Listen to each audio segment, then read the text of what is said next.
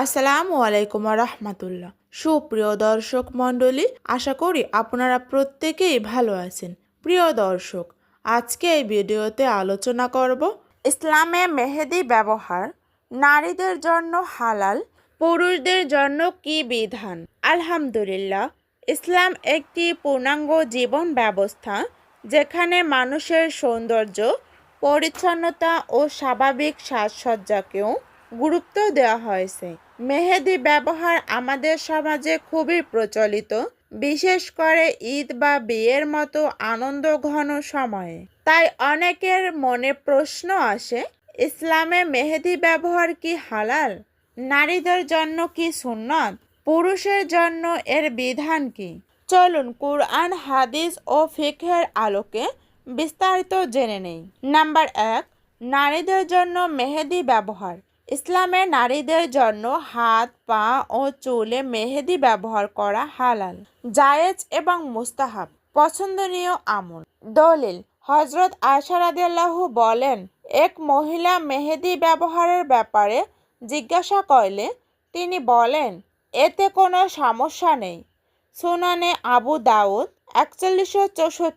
রাসূল সাল্লাল্লাহু আলাইহি সাল্লাম নারীদের সৌন্দর্য চর্চাকে নিরুৎসাহিত করেননি, বরং স্বামীর জন্য সাজসজ্জাকে উৎসাহ দিয়েছেন। তাই নারীরা হাতে, পায়ে, চুলে মেহেদি ব্যবহার করতে পারবেন, এতে কোনো নিষেধ নেই। পায়ে মেহেদি দেওয়া যাবে না, এমন ধারণা ভুল। নাম্বার 2, পুরুষের জন্য মেহেদি ব্যবহার। হাত, পায়ে মেহেদি সাজসজ্জার জন্য। পুরুষের জন্য এটি নাজায়েজ, নিষিদ্ধ, কারণ এটি নারীদের সাজসজ্জার অন্তর্ভুক্ত। দলিল: রাসূল সাল্লাল্লাহু আলাইহি সাল্লাম বলেছেন, পুরুষের সুগন্ধি হবে যার গন্ধ প্রকাশ পায় কিন্তু রং গোপন থাকে, আর নারীর সুগন্ধি হবে যার রং প্রকাশ পায় কিন্তু গন্ধ গোপন থাকে। জামে তিরমিজি 2787। অর্থাৎ পুরুষদের জন্য রং দিয়ে সাজসজ্জা করা নিরুৎসাহিত। নাম্বার 3, পুরুষদের চুল ও দাড়িতে মেহেদি। পুরুষরা চুল ও দাড়িতে মেহেদি বা খেজাব ব্যবহার করতে পারবেন।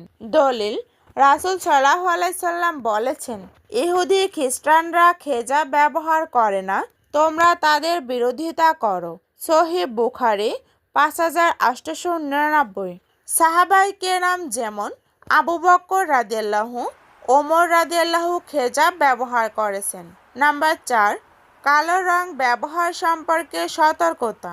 অনেক হাদিসে কালো রং খেজাব ব্যবহার করতে নিষেধ করা হয়েছে।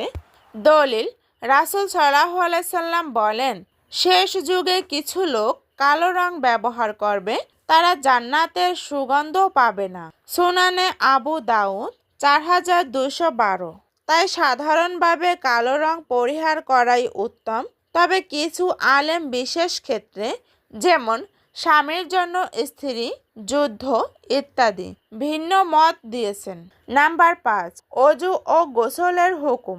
মেহেদি শুধু রং হয়, কোনো পুরু আস্তরণ নয়, তাই মেহেদি থাকলে অজু ও গোসল সহিহ হবে। নাম্বার 6, চিকিৎসার প্রয়োজনে ব্যবহার।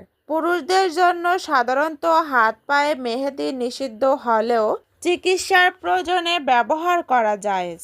সবকিছু মিলিয়ে বলা যায়, নারীদের জন্য মেহেদি ব্যবহার সম্পূর্ণ হালাল, বরং মুস্তাহাব। পায়ে মেহেদি দেওয়া নিষিদ্ধ, এ ধারণা ভুল। পুরুষদের জন্য হাত, পায়ে মেহেদি ব্যবহার নিষিদ্ধ, তবে চুলে ও দাড়িতে ব্যবহার জায়েজ। কালো রং পরিহার করা উত্তম। ইসলাম সৌন্দর্যকে নিষেধ করে না, বরং শালীনতা ও সীমার মধ্যে উৎসাহ দেয়। আসুন আমরা সুন্নাহ অনুযায়ী জীবন সাজাই এবং সঠিক জ্ঞান অনুযায়ী আমল করি।